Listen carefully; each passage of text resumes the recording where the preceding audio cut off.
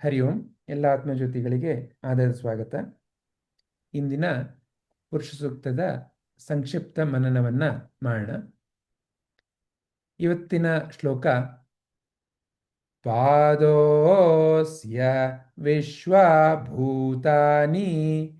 ತ್ರಿಪಾದಸ್ಯಾಮೃತಂ ದಿವಿ ತ್ರಿಪಾದೂರ್ಧ್ವ ಉದೈತ್ ಪುರುಷಃ ಪಾದೋ ಸ್ಯೇಹ ಭವಾತ್ ಪುನಃ ತತೋ ವಿಶ್ವಂ ವ್ಯಕ್ರಾಮತ್ ಸಾಶನಾನಶನೆ ಅಭಿ ತಸ್ಮಾ ದ್ವಿರಾಢ ಜಾಯತ ವಿರಾಜೋ ಅಧಿಪೂರುಷಃ ಸ ಜಾತೋ ಅತ್ಯರಿಚ್ಯತ ಪಶ್ಚಾದ್ಭೂಮಿಮಥೋ ಪುರಃ.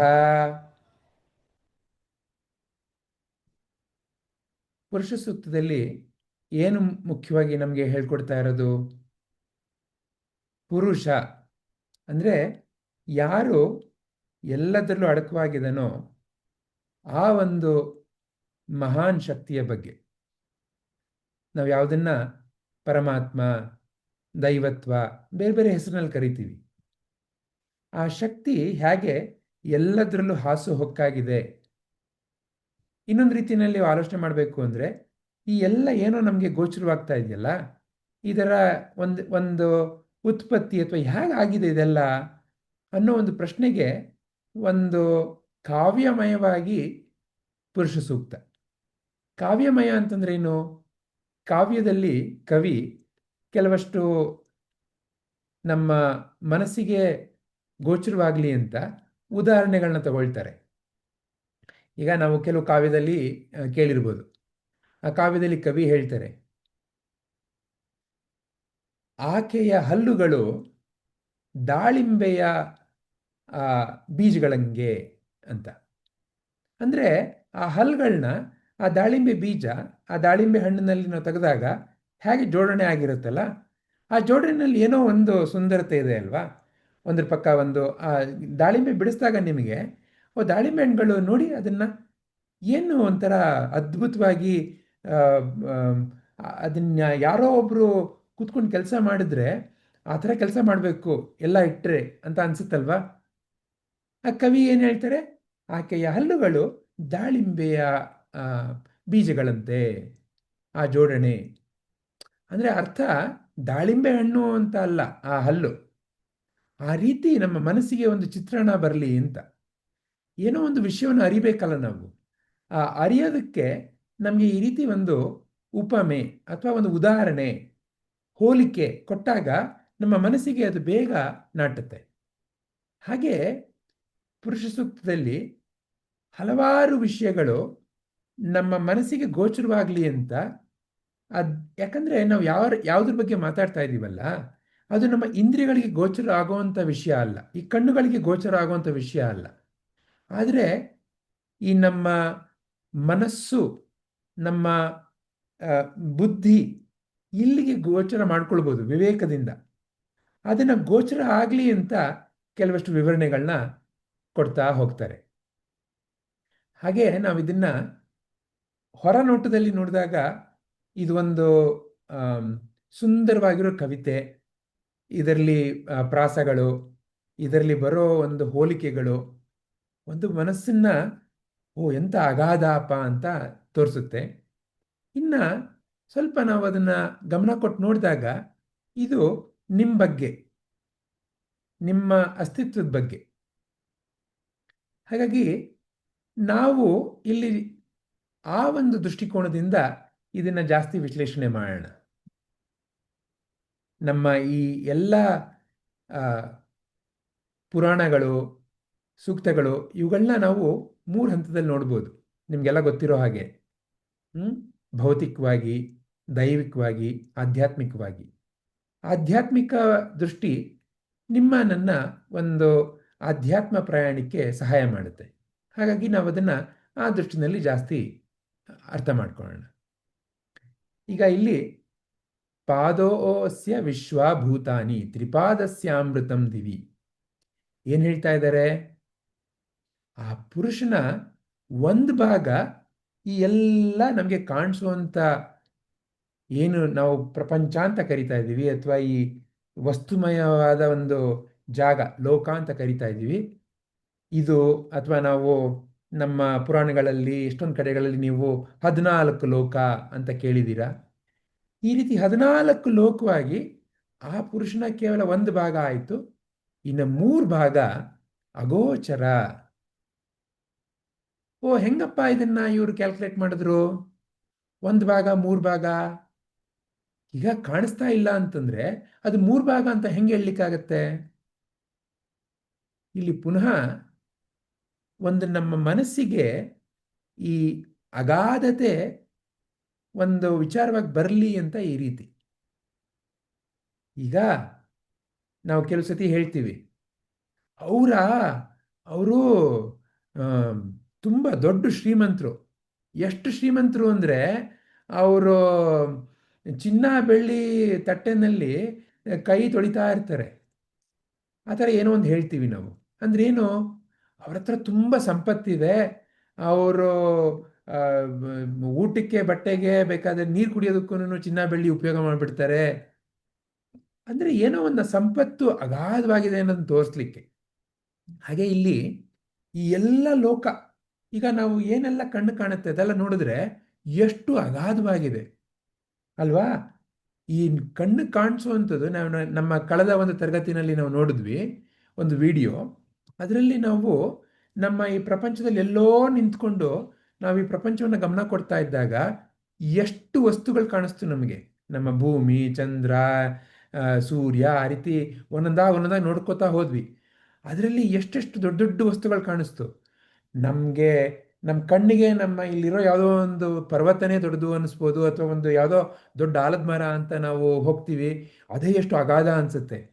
ಇನ್ನು ನಾವು ಅಲ್ಲಿ ಕೆಲವಷ್ಟು ವಸ್ತುಗಳು ಬಂದ್ವಲ್ಲ, ನಮ್ಮ ಸೂರ್ಯ ಎಷ್ಟು ದೊಡ್ಡದು. ಇನ್ನು ನಮ್ಮ ಸೂರ್ಯನಿಗಿಂತ 100 ಪಟ್ಟು, ಕೋಟ್ಯಾಂತರ ಪಟ್ಟು ದೊಡ್ಡದಾಗಿರುವಂಥ ವಸ್ತುಗಳಿದ್ದಾವೆ. ಇದು ಯಾವುದು ನಮ್ಮ ಮನಸ್ಸಿಗೆ ಸುಲಭವಾಗಿ ಅರ್ಥ ಆಗಲ್ಲ. ಆದರೆ ಇಲ್ಲಿ ಏನು ಉದಾಹರಣೆ ಕೊಡ್ತಾ ಇದ್ದಾರೆ, ಇಷ್ಟೆಲ್ಲ ನಾವು ನೋಡಿದ್ರೂ ಅಷ್ಟೆಲ್ಲ ದೊಡ್ಡದು ಅಬ್ಬಾ ಅಂತ ಅನ್ಸುವಂಥದ್ದು ಇದೆಯಲ್ಲ, ಇದೆಲ್ಲ ಆ ಪುರುಷಂದು ಕೇವಲ ಒಂದು ಭಾಗ ಮಾತ್ರ ಅಂತೆ.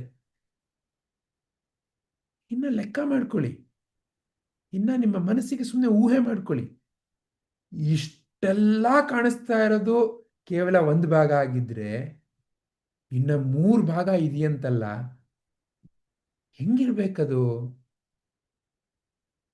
ಅಂದ್ರೆ ಯಾವುದು ಒಂದು ಅಗಾಧವಾಗಿದೆ, ಯಾವುದಕ್ಕೆ ಒಂದು ಗಡಿ ಇಲ್ಲ, ಒಂದು ಸೀಮಿತತೆ. ನಾವು ಯಾವುದೋ ಒಂದು ವಸ್ತು ಇದೆ ಅಂತ ಹೆಂಗೆ ಹೇಳ್ತೀವಿ? ಈಗ ಈ ನನ್ನ ಕೈನಲ್ಲಿ ಏನೋ ವಸ್ತು ಇದೆ, ಈ ವಸ್ತು ಇದೆ ಅಂತ ಹೆಂಗೆ ಹೇಳ್ತೀವಿ? ಇಲ್ಲಿ ಹೇಳ್ತೀವಿ, ನೋಡಿ ಸ್ವಾಮಿ, ಇಲ್ಲಿಗೆ ಈ ವಸ್ತು ಕೊನೆ ಆಗ್ತಾ ಇದೆ, ಇಲ್ಲಿಗೆ ಈ ವಸ್ತು ಕೊನೆ ಆಗ್ತಾ ಇದೆ. ಈಗ ನನ್ನ ಕೈನಲ್ಲಿ ಎಷ್ಟು ವಸ್ತು ಇದೆ? 2 ವಸ್ತು ಇದೆ. ಹೆಂಗೆ ಹೇಳ್ತೀರಾ? ಇದು ನೋಡಿ ಇದು ಬೇರೆ, ಇದು ನೋಡಿ ಇದು ಬೇರೆ, ಇದ್ರ ಗಡಿ ಬೇರೆ, ಇದ್ರ ಗಡಿ ಬೇರೆ.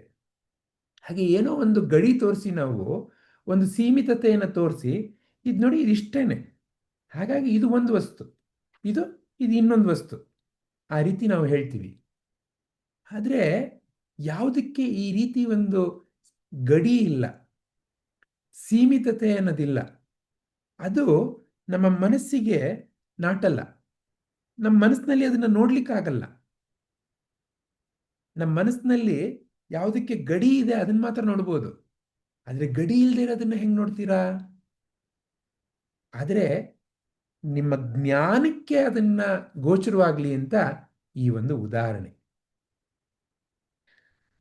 ಈ ಎಲ್ಲ ಕಾಣಿಸ್ತಾ ಇರೋದು ಕೇವಲ ಒಂದು ಭಾಗದಿಂದ. ಅದರಿಂದ ಈ ಎಲ್ಲ ಏನೆಲ್ಲ ಕಾಣಿಸ್ತಾ ಇದೆ ಎಲ್ಲ ಉತ್ಪತ್ತಿಯಾಗಿದೆ. ಈಗ ಒಂದು ಉದಾಹರಣೆ ಮೂಲಕ ನೋಡಬೇಕು ಅಂತಂದ್ರೆ, ನಾವೀಗ ಸ್ವಲ್ಪ ಹೊತ್ತು ಮುಂಚೆ ಮಾತಾಡಿದ್ವಿ, ಚಿತ್ರ ಯಾರೋ ಒಬ್ರು ಪೇಂಟ್ ಮಾಡಿರ್ತಾರೆ. ಆ ಪೇಂಟಿಂಗ್ನಲ್ಲಿ ಬೇರೆ ಬೇರೆ ಬೇರೆ ಬೇರೆ ಪಾತ್ರಗಳನ್ನ ತೋರಿಸಿರ್ತಾರೆ. ಈಗ ಯಾರೋ ಒಬ್ರು ಮಹಾಭಾರತದ ಏನೋ ಒಂದು ಸನ್ನಿವೇಶವನ್ನ ಚಿತ್ರಣ ಮಾಡಿದರೆ, ಅಲ್ಲಿ ಉದಾಹರಣೆಗೆ ಕೌರವರು ಪಾಂಡವರು, ಆ, ಶ್ರೀಕೃಷ್ಣ ಇರೋವಂಥದ್ದು ಏನೋ ಸಮಾಲೋಚನೆ ನಡೀತಾ ಇರೋ ಒಂದು ಚಿತ್ರ ಬರೆದಿದ್ರೆ ಅಲ್ಲಿ ಬೇರೆ ಬೇರೆ ಬೇರೆ ಬೇರೆ ಪಾತ್ರಗಳು ಕಾಣುತ್ತೆ. ಒಂದು ರೀತಿಯಲ್ಲಿ ಬೇರೆ ಬೇರೆ ಪಾತ್ರ ಅನಿಸುತ್ತೆ. ಆದರೆ ನಾವು ಆಲೋಚನೆ ಮಾಡಿ ನೋಡಿದಾಗ ಎಲ್ಲ ಪಾತ್ರನೂ ಆ ಒಬ್ಬ ಚಿತ್ರಗಾರ ಒಂದು ಬಣ್ಣ ತಗೊಂಡು ಬರೆದಿರುವಂಥದ್ದು. ಒಂದು ರೀತಿಯಲ್ಲಿ ಎಲ್ಲ ಪಾತ್ರಗಳು ಕೇವಲ ಬಣ್ಣಗಳು. ಎಲ್ಲ ಬಣ್ಣಗಳು ಒಂದು ರೀತಿಯಲ್ಲಿ ಒಂದೇ ಬಣ್ಣ, ಬಿಳಿ ಬಣ್ಣ, ಒಂದು ರೀತಿಯಲ್ಲಿ ಆಲೋಚನೆ ಮಾಡಿದ್ರೆ ಅಲ್ವಾ. ಹಾಗೆಯೇ ಈ ಎಲ್ಲ ಏನು ಕಾಣಿಸ್ತಾ ಇದೆ, ಈ ಎಲ್ಲ ಏನಿದೆ, ಅದೆಲ್ಲ ಆ ಒಂದು ದೈವತ್ವದ ಅಂಶಗಳೇನೆ. ಹಂಗಂದ ಮಾತ್ರಕ್ಕೆ ಆ ದೈವತ್ವದಿಂದ ಏನೋ ಒಂದನ್ನು ಕಿತ್ತು ಇದನ್ನ ಮಾಡಿರೋದು ಅನ್ನೋ ರೀತಿಯ ಅರ್ಥ ಅಲ್ಲ. ಈ ದೈವತ್ವವೇ ಎಲ್ಲ ಬೇರೆ ಬೇರೆ ವಸ್ತುವಾಗಿ ಕಾಣಿಸ್ತಾ ಇದೆ ಅಷ್ಟೇನೆ. ಆದರೆ ನಿಜವಾಗ್ಲೂ ಆ ರೀತಿ ಬದಲಾವಣೆ ಆಗಿಲ್ಲ. ಅದನ್ನು ನಾವು ಮುಂದೆ ಮುಂದೆ ಇನ್ನೂ ಆಳವಾಗಿ ಅರಿಯೋಣ. ಈ ಒಂದು ಸೃಷ್ಟಿನಲ್ಲಿ ಆಹಾರ ತಿನ್ನುವಂಥ ವಸ್ತುಗಳಿದ್ದಾವೆ ಅಥವಾ ಜೀವಿಗಳಿದ್ದಾವೆ. ಇನ್ನು ಕೆಲವಷ್ಟು ನಿರ್ಜೀವಿಗಳು. ಕೆಲವಷ್ಟು ಜೀವಿಗಳನ್ನ ನಾವು ಅದು ಆಹಾರ ತಿನ್ನಲ್ಲ, ಅದಕ್ಕೆ ಅವು ನಿರ್ಜೀವಿಗಳು ಅಂತ ಹೇಳ್ಬಿಡ್ತೇವೆ. ಯಾವುದಕ್ಕೆ ನಾವು ಜೀವ ಇದೆ ಅಂತ ಹೇಳ್ತಾ ಇದ್ದೇವೆ ಅದರಲ್ಲೂ ಸಹ ಆ ದೈವತ್ವವೇ. ಯಾವುದನ್ನ ನೀವು ನಾನು ಸಮಾಜದಲ್ಲಿ ನಿರ್ಜೀವ, ಕೇವಲ ವಸ್ತು, ಇದು ಜೀವ ಇರುವಂಥದ್ದಾ? ಇಲ್ಲ ಸ್ವಾಮಿ, ಇದು ಪೌಚು, ಇದು ಕೇವಲ ಇದು ಕನ್ನಡಕ ಇಡೋಕ್ಕೆ. ಇದು ಇದು ಜೀವ ಇದೆಯಾ? ಇಲ್ಲ ಸ್ವಾಮಿ, ಇದು ಕೇವಲ ಒಂದು ಮೊಬೈಲ್, ಇದಕ್ಕೆ ಜೀವ ಇಲ್ಲ. ಇಲ್ಲೇನೋ ಕೈ ಆಡ್ತಾ ಇದೆಯಲ್ಲ, ಇವ್ರಿಗೆ ಜೀವ ಇದೆಯಾ? ಹೌದು ಹೌದು, ನೀವು ಜೀವ ಇರುವಂಥ ಒಂದು ಪ್ರಾಣಿ ನೀವು ಅಲ್ವಾ. ಆ ರೀತಿಯೆಲ್ಲ ನಾವು ಹೇಳ್ತೇವೆ. ಇಲ್ಲಿ ಏನು ಹೇಳ್ತಾ ಇದ್ದಾರೆ, ಏನು ತೋರಿಸ್ತಾ ಇದ್ದಾರೆ ಗುರುಗಳು? ಈ ರೀತಿ ನಾವು ಯಾವುದನ್ನ ಜೀವ ಇದೆ ಅಂತ ಹೇಳ್ತಾ ಇದ್ದೀವಿ, ಜೀವ ಇಲ್ಲ ಅಂತ ಹೇಳ್ತಾ ಇದ್ದೀವಿ, ಎರಡರಲ್ಲೂ ಆ ದೈವತ್ವನೇ ಇರೋದು. ಯಾಕಂದ್ರೆ ಎರಡೂ ಏನೋ ಒಂದು ಈ ಒಂದು ರೀತಿ ಸ್ವಲ್ಪ ನಾವು ಕೇವಲ ಭೂಮಿ ಮೂಲಕ ಆಲೋಚನೆ ಮಾಡಿದ್ರೆ, ಈ ಪೌಚ್ ಅನ್ನೋದೇನಿದೆ, ಈ ಪೌಚ್ ಅನ್ನೋದಾಗ್ಲಿಕ್ಕೆ ವಸ್ತು ಎಲ್ಲಿಂದ ಬಂತು? ಈ ಭೂಮಿ ತಾಯಿಯಿಂದನೇ ಅಲ್ವಾ. ಈ ಭೂಮಿ ತಾಯಿಯಿಂದನೇ ನಾವೇನೋ ಒಂದಷ್ಟು ವಸ್ತುಗಳನ್ನ ತಗೊಂಡು ಅದನ್ನ ಪರಿಷ್ಕರಣೆ ಮಾಡಿ ಅದನ್ನ ಈ ರೀತಿ ಮಾಡಿಬಿಟ್ಟಿದ್ದೀವಿ. ಈ ಮೊಬೈಲು ಸಹ ಅಷ್ಟೇನೆ, ಈ ಭೂಮಿ ತಾಯಿಯಿಂದ ಏನೋ ತೆಗ್ದಿರೋ ವಸ್ತುಗಳು ಅದ್ರ ಪರಿಷ್ಕರಣೆ ಆದ್ಮೇಲಿಂದ ಈ ರೀತಿ ಕಾಣಿಸ್ತಾ ಇದೆ. ಈ ದೇಹನೂ ಅಷ್ಟೇನೆ ಅಲ್ವಾ. ಈ ಭೂಮಿ ತಾಯಿಯಿಂದ ಬಂದಿರೋ ಅಂಥ ಬಳುವಳಿ, ಈ ದೇಹದಲ್ಲಿರೋ ಪ್ರತಿಯೊಂದು ಅಂಶಗಳನ್ನು ಈ ಭೂಮಿ ತಾಯಿಯ ಬೇರೆ ಬೇರೆ ಅಂಶಗಳೇನೆ. ಒಂದು ರೀತಿಯಲ್ಲಿ ಈ ನಿರ್ಜೀವವಾಗಿರೋ ಈ ವಸ್ತು ಅಂತ ನಾವೇನು ಕರಿತಾ ಇದ್ದೀವಿ, ಅಥವಾ ಜೀವ ಇರುವಂಥ ಈ ವಸ್ತು ಅಂತ ಕರಿತಾ ಇದ್ದೀವಿ, ಎಲ್ಲಕ್ಕೂ ಈ ಭೂಮಿ ತಾಯಿಯಿಂದ ಬಂದಿರೋ ಅಂಶಗಳೇನೆ. ಆದರೆ ಅದರದ್ದು ನೋಟ, ಅದರದ್ದು ಗಾತ್ರ, ಅದರದ್ದು ಆಕಾರ, ಅದರದ್ದು ವ್ಯವಹಾರ ಸ್ವಲ್ಪ ಬೇರೆ ಬೇರೆ. ಕೆಲವಷ್ಟಕ್ಕೆ ನಾವು ಎತ್ತಿ ಮಾತಾಡ್ಸಿದ್ರೆ ಅದು ಮಾತಾಡ್ತವೆ, ಇನ್ನು ಕೆಲವಷ್ಟು ತಾನೇ ತಾನಾಗಿ ಮಾತಾಡುತ್ತೆ ಅಂತ ಅನಿಸುತ್ತೆ. ಅದಕ್ಕೋಸ್ಕರ ನಮ್ಮ ಗುರುಗಳು ನಮಗೆ ಆಯುಧ ಪೂಜೆ ಅಂತ ಹೇಳ್ಕೊಡೋದು ಅಲ್ವಾ. ನಾವೆಲ್ಲ ಈಗ ತಾನೇ ನವರಾತ್ರಿ ಮಾಡಿದ್ವಿ, ಅಲ್ಲಿ ಆಯುಧ ಪೂಜೆ ಅಂತ ಮಾಡ್ತೀವಿ. ಅಲ್ಲಿ ಮನೆಯಲ್ಲಿರೋ ಪ್ರತಿಯೊಂದು ಆಯುಧಕ್ಕೂ ನಾವು ಗೌರವ ಕೊಡ್ತೀವಿ. ಕೇವಲ ಅದು ಒಂದು ಏನೋ ಒಳ್ಳೆ ಇದು ಒಳ್ಳೆ ಕೆಲಸ,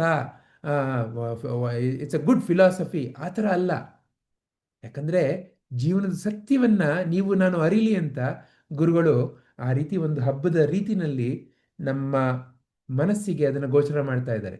ಯಾವುದನ್ನ ನಾವು ನಿರ್ಜೀವ ಅಂತ ಕರೆದು ಬಿಡ್ತೀವಿ ಅದರಲ್ಲೂ ದೈವತ್ವ ಇದೆ, ಯಾವುದನ್ನ ಸಜೀವ ಅಂತ ಕರಿತೀವಿ ಅದರಲ್ಲೂ ದೈವತ್ವ ಇದೆ. ಇದೇ ಈ ಎಲ್ಲ ವಿರಾಟ್ ಪುರುಷ. ಈ ದೈವತ್ವ ಬೇರೆ ಬೇರೆಯಾಗಿ ಕಾಣುತ್ತೆ. ಅದರ ಒಂದು ಈ ಸ್ಥೂಲ ಶರೀರವನ್ನ, ಇದನ್ನ ನಾವು ವಿಶ್ವರೂಪ ಅಂತ ಏನು ಕರಿತೀವಿ.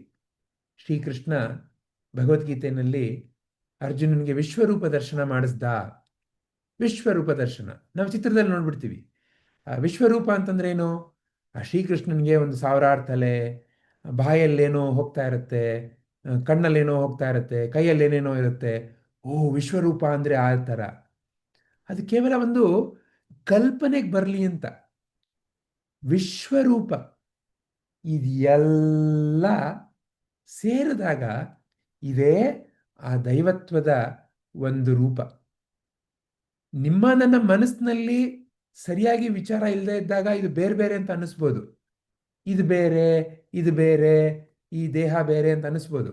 ಆದ್ರೆ ಈಗ ತಾನೇ ನೋಡಿದ್ವಲ್ಲ, ಎಲ್ಲವೂ ಭೂಮಿ ತಾಯಿಯಿಂದನೇ ಬಂದಿರೋದು, ಎಲ್ಲ ಮಣ್ಣಿಂದನೇ ಬಂದಿರೋದು. ಒಂದು ರೀತಿಯಲ್ಲಿ ಎಲ್ಲ ಮಣ್ಣು. ಮಣ್ಣೇನು, ಆ ಮಣ್ಣಲ್ಲಿ ಏನೇನು ಅಂಶ ಇದೆ ಅದೇ. ಒಂದು ರೀತಿಯಲ್ಲಿ ಎಲ್ಲ ಅದೇನೆ, ಈ ಬೇರೆ ಬೇರೆ ಅಲ್ಲ. ಹಾಗೆ ಈ ಎಲ್ಲ ಸೇರಿದಾಗ ಅದು ವಿರಾಟ್ ಪುರುಷ.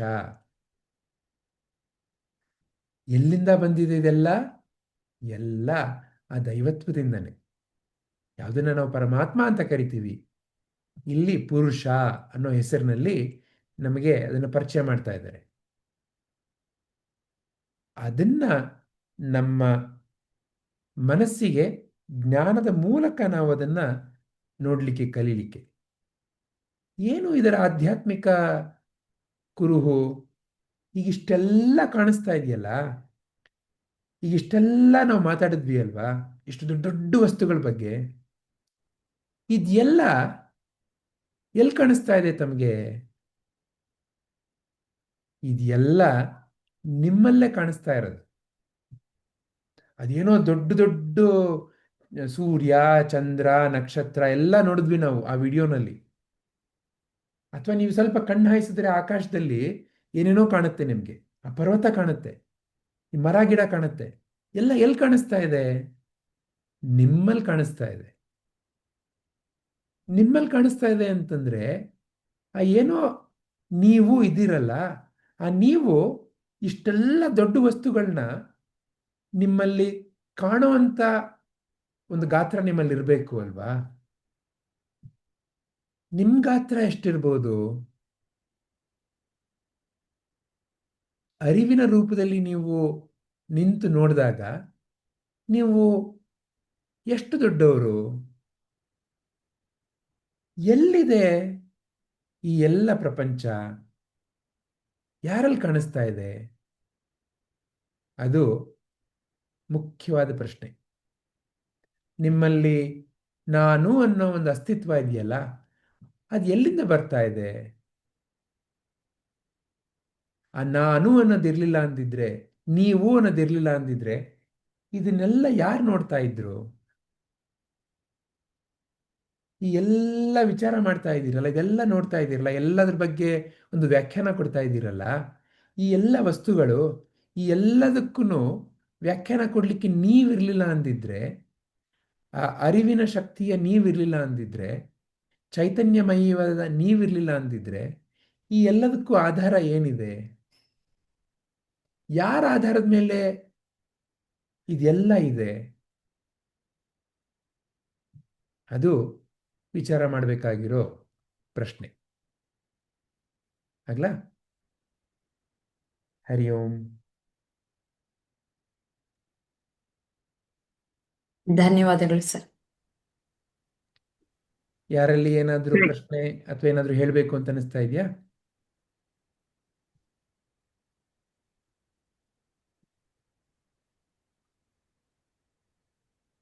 ಏನಾದರೂ ಪ್ರಶ್ನೆ ಇದೆಯಾ ಅಥವಾ ಏನಾದರೂ ಹೇಳಬೇಕು ಅಂತ ಅನಿಸ್ತಾ ಇದೆಯಾ ಯಾರಿಗಾದ್ರೂ? ಆಗ್ಲಿ, ಏನು ಇರೋ ರೀತಿ ಇಲ್ಲ ಅಮ್ಮ. ಹಾ ಸರ್. ಓಂ ಶ್ರೀ ಗುರುಭ್ಯೋ ನಮಃ. ಹರಿ ಓಂ. ಸರ್ವಂ ಶ್ರೀ ಕೃಷ್ಣಾರ್ಪಣಮಸ್ತು.